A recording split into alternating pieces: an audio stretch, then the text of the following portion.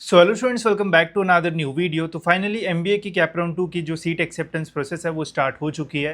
And इस video में हम लाइव देखेंगे कि सीट एक्सेप्टेंस आपको जो है वो कैसे करना है। एंड अगर आपको थर्ड राउंड में जाना है तो कैसे आप वो जो है वो जा सकते हो, क्या एलिजिबिलिटी क्राइटेरिया है। साथ ही में सर काफ़ी सारे कॉलेजेस अभी आपको फ़ोन करके भी बोलेंगे कि नहीं अभी आप एडमिशन ले लो, नहीं तो सीट चली जाएगी, एंड और भी बहुत सारी चीज़ें। तो उसके ऊपर भी हम जो है वो बात करेंगे। तो टेंशन लेने की बिल्कुल भी ज़रूरत नहीं है, पूरा वीडियो देख लो, सारे आपके डाउट्स जो है वो क्लियर हो जाएंगे।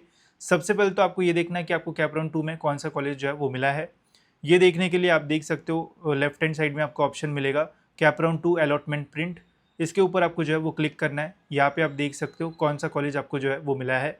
अब इस स्टूडेंट को जो है वो पहले ठाकुर इंस्टीट्यूट, जो ठाकुर वाला कॉलेज है वो मिला था, एंड सेकेंड राउंड में इसे जगड़ू सिंह वाला जो है वो मिला है। तो इसका जो है वो बेटरमेंट हुआ है। तो अगर आपका बेटरमेंट हुआ है तो चेंज इन चॉइस कोड ऐसा आपके लॉगिन में जो है वो लिख के आएगा। सिंपल सा समझ जाना, चेंज इन चॉइस कोड अगर लिख के आ रहा है तो आपका बेटरमेंट है वो हुआ है।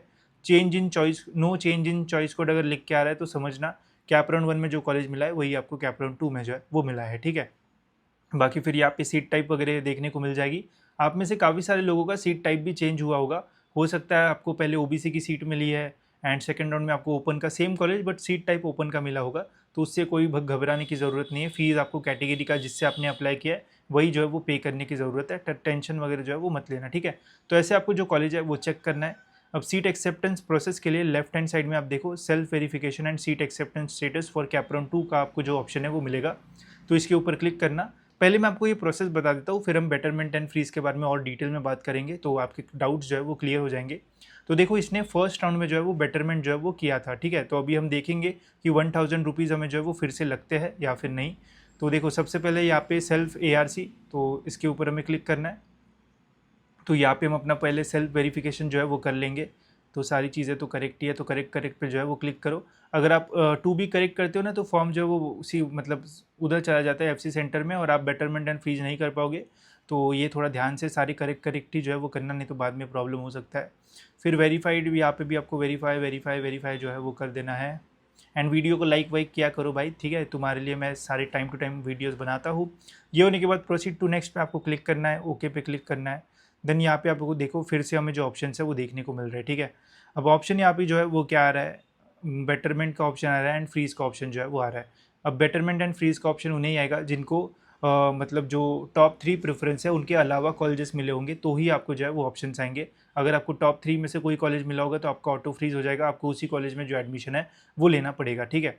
अब यहाँ पे जैसे हमारा मतलब प्लानिंग है स्टूडेंट के लिए कि हम बेटरमेंट करेंगे, एंड इसे जो है वो थोड़ा नवी मुंबई साइड कॉलेज चाहिए। ठीक है। मेन मुंबई में नहीं चाहिए। तो ये ऑप्शन रखा है। अगर ये नहीं मिलता है नवी मुंबई साइड अच्छा तो फिर यही हम ले लेंगे। तो यहाँ पे हम जो है वो बेटरमेंट करने वाले हैं। बेटरमेंट करने के लिए बेटरमेंट पे क्लिक करेंगे, गेट OTP पे क्लिक करेंगे। OTP आएगा उसके नंबर पे, तो यहाँ पे OTP मैं डाल दूंगा एंड सबमिट कर दूंगा। ठीक है। अब देखो यहाँ पे हमें जो है सीट एक्सेप्टेंस फीस जो है वो नहीं लगेगी, इतना मैं आपको 100% श्योर शॉट बता सकता हूँ। क्यों? क्योंकि फर्स्ट राउंड में ही हमने इसका बेटरमेंट किया था, वहाँ पे हमने 1000 रुपये जो है वो पे कर दिए थे। ठीक है। तो वहाँ पे भले ही आपको थर्ड ऑप्शन दिख रहा होगा 1000 रुपीज़, बट अभी आपको 1000 रुपीज़ पे करने की ज़रूरत नहीं है जिन्होंने फर्स्ट राउंड में बेटरमेंट किया होगा तो। ठीक है। अगर आपको फर्स्ट राउंड में कोई भी कॉलेज नहीं मिला या फिर कॉलेज मिला था बट आपने बेटरमेंट एंड फ्रीज नहीं किया, तो सेकंड राउंड में अगर आप बेटरमेंट करने जाते हो तो फिर आपको 1000 रुपीज़ जो है वो लगेंगे। सिंपल सी चीज़ है। अगर आपने एक बार 1000 रुपये पे कर लिए तो second round, third round, fourth round में आपको कभी भी 1000 रुपये जो है वो पे करने की जो है वो ज़रूरत नहीं रहेगी। वन टाइम ही जो फीस है वो आपको जो है वो पे करना पड़ता है। ये भी आप जो है वो ध्यान में रखना। ठीक है। तो अभी आपको जब अगर जो कॉलेज आपको लगा है उसी में एडमिशन चाहिए तो फ्रीज पे क्लिक करके OTP डाल के उस कॉलेज में चले जाओ, एडमिशन कर लो। एंड अगर आपको नेक्स्ट राउंड के लिए ट्राई करना है तो आप बेटरमेंट पे क्लिक करो एंड अपना OTP डाल के सबमिट कर दो, तो आप नेक्स्ट राउंड के लिए जो है वो एलिजिबल रहोगे। जिनका फ्रीज हो जाएगा वो नेक्स्ट राउंड के लिए जो है वो एलिजिबल नहीं होंगे। ठीक है। तो ये तो हो गया हमारा सीट एक्सेप्टेंस का प्रोसेस। अब हम बात करते हैं बेटरमेंट एंड फ्रीज के ऊपर और थोड़ा डिटेल में, ताकि आपके क्वेश्चंस को आंसर्स जो है वो मिल जाए। सबसे पहले एंड सबसे इम्पॉर्टेंट, कॉलेजेस जो है वो थोड़े पागल होते हैं, तो ये जो है वो ध्यान में रखना। अभी अभी हमारी काउंसलिंग में एक स्टूडेंट था, उस बेचारे को 7 या 8वां प्रेफरेंस का जो कॉलेज है वो लगा है। ठीक है। अब उसको कॉलेज वाला फ़ोन करके क्या बोलता है कि बेटा देखो अभी अगर आप बेटरमेंट करोगे ना तो थर्ड राउंड में अगर आप जाओगे तो आपके हाथ से जो अभी आपको कॉलेज लगा है वो आपके हाथ से जो है वो चला जाएगा। वो बेचारा डर गया, उसके मम्मी पापा भी जो है वो डर गए कि ऐसा कैसे हो सकता है, हमें तो कुछ और ही बताया गया है ना, आप कॉलेज वाले जो है वो कुछ और ही बता रहे हो। एंड जनरली होता क्या है कि जब भी कॉलेज से फ़ोन आता है तो एक्चुअल में जो स्टूडेंट है वो डर जाता है, बिकॉज जो कॉलेज आपको लगा है उनके पास आपका डेटा जाता है तो उनकी तरफ से फ़ोन आता है एंड लगता है कॉलेज ऐसा बोल रहा है तो हम ट्रस्ट करें या फिर नहीं।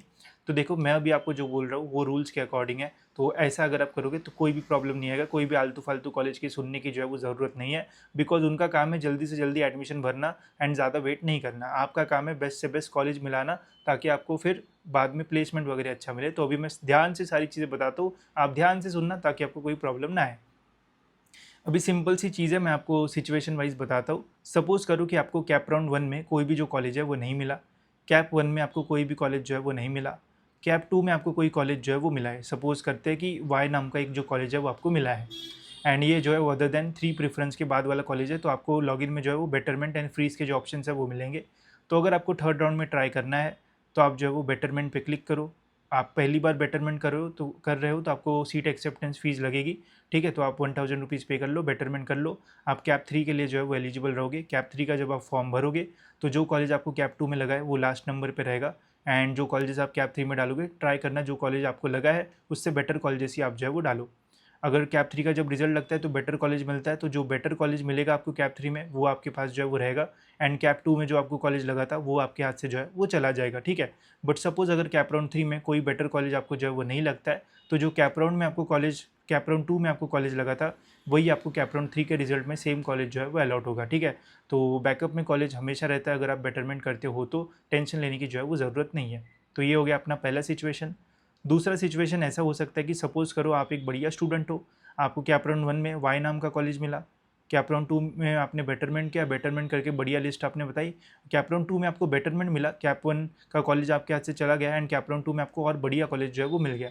एग्जाम्पल के नाम पे और मैं सपोज़ करता हूँ कि एमिटी कॉलेज आपको जो है वो कैप राउंड 1 में जो है वो मिला था, कैप राउंड 2 में आपको जो है वो चेतना कॉलेज मिल गया।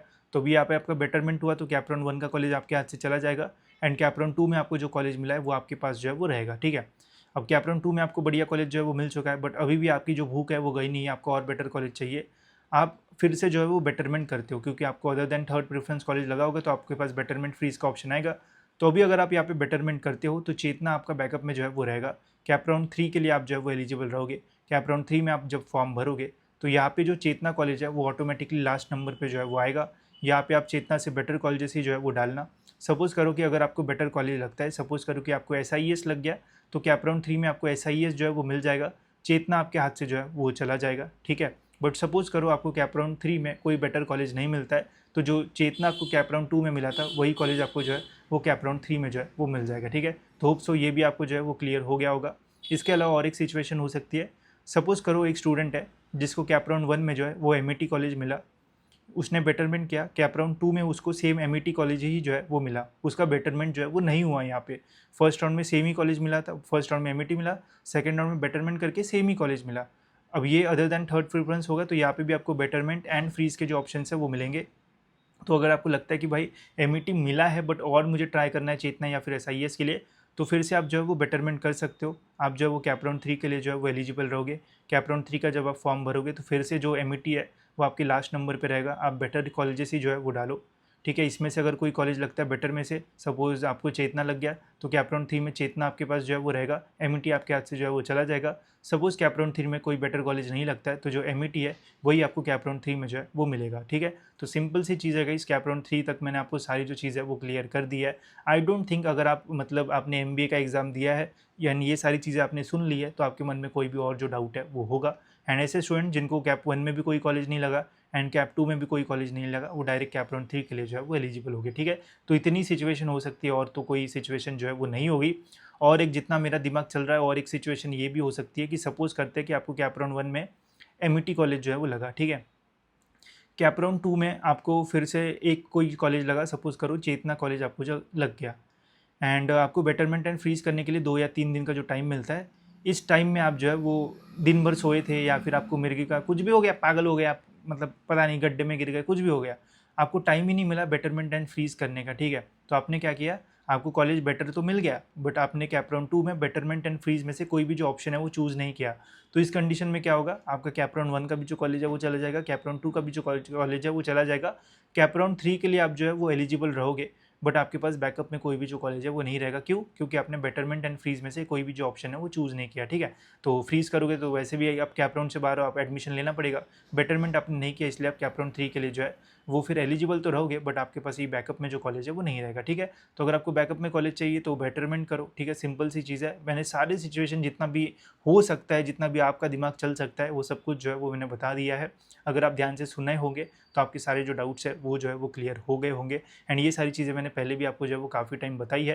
कैप राउंड 4 का मत सोचो, उसके बारे में मैं जब वीडियो बनाऊंगा कैप राउंड 3 का जब अलॉटमेंट आएगा तब 4 के बारे में भी आपको जो है वो समझा दूंगा, ठीक है। एंड वैकेंट राउंड के बारे में गाइस मैंने जो मिनी काउंसलिंग में पहले से ही सारी जो चीज़ें है वो एक्सप्लेन कर दी है कि कैसे आपको वैकेंट राउंड के लिए अप्लाई करना है, इंस्टीट्यूट लेवल सीट्स के लिए कैसे अप्लाई करना है। तो अगर आपने मिस किया है तो आप मिनी काउंसलिंग में ज्वाइन कर सकते हो। यहाँ पे मैंने बहुत सारी अच्छी अच्छी चीज़ें आपको जो है वो बताई है। साथ ही में एडमिशन होने के बाद स्कॉलरशिप में कौन सी स्कीम के लिए आपको अप्लाई करना है वो सब कुछ भी इसमें जो है वो कवर किया है। तो वो आप देख सकते हो, उससे आपके डाउट्स भी जो है वो सॉल्व होंगे एंड आपको आगे जाके कोई प्रॉब्लम जो है वो भी जो है वो फेस नहीं करना पड़ेगा, ठीक है।